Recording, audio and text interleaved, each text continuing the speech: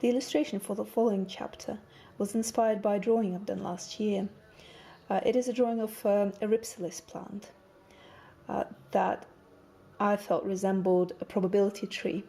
So I combined the drawing of the plant with the statistical probabilities of having a specific blood type.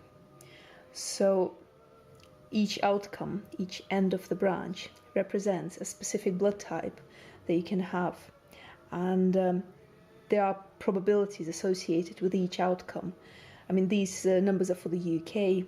So in the UK, the highest probability is of having a blood type O, positive, or blood type A. And this is what a ripsalis plant looks like.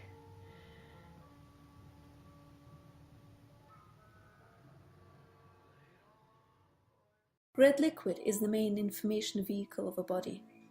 When people come to hospital, they have a blood sample taken, and an hour later the doctor knows everything about them. Well, almost everything. We're the same.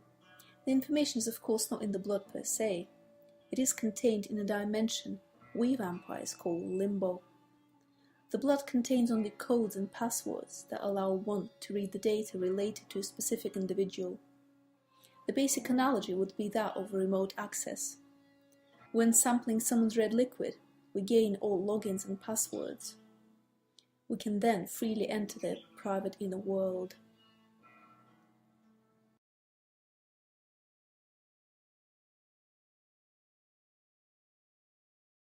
On a daily basis, we eat like humans and prefer organic produce.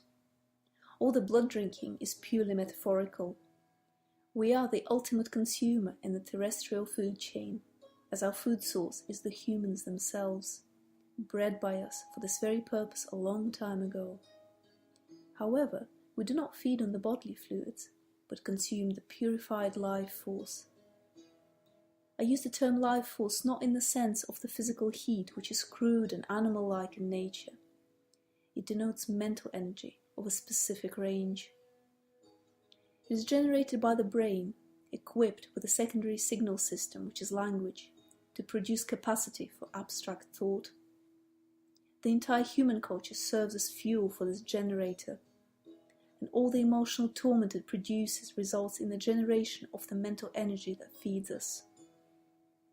This energy is produced by a so-called mind bee, our creation of which tens of thousands of years ago gave rise to the humankind in its current form.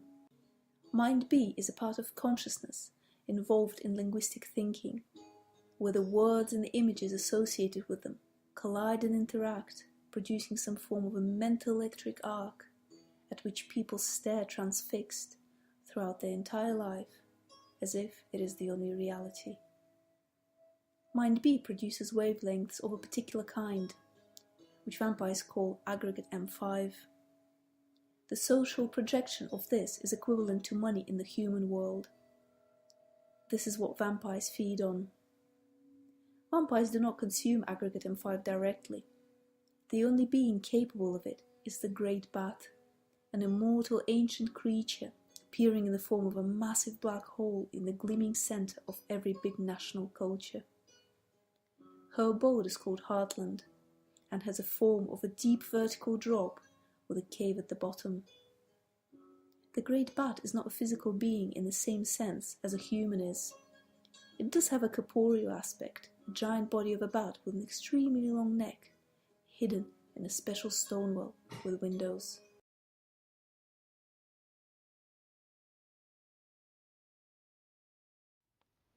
The next illustration are based on a crinoid. It is a marine animal that has long arms covered in cilia that trap small particles of food from the water. It's also called a water lily.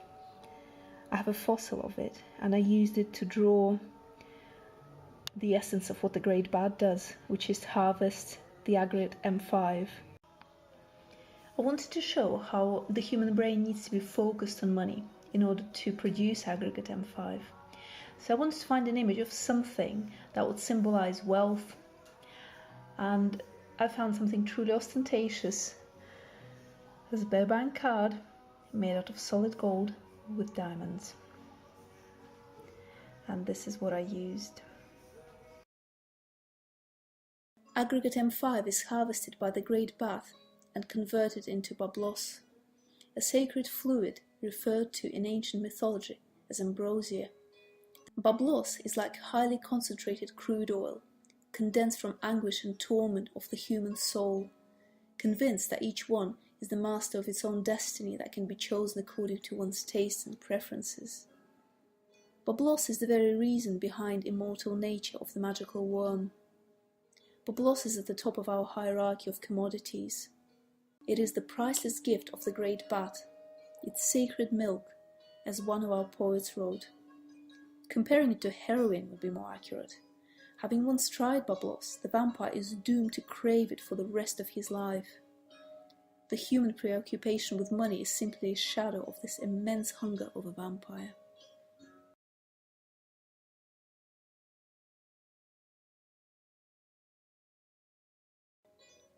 Russian Heartland is located in the woods not far from Rublevskaya Highway.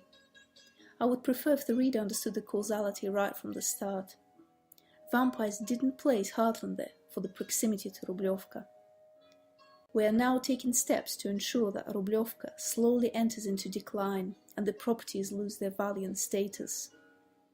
Our ideal is an enclave of vampires in a desolate cemetery of vanity. We want to disappear behind hundreds of mausoleums, dreamt up by crooks and now up for sale, which will never get sold, since the asking prices are just too absurd. This is our carefully prepared strategy for the development of this region.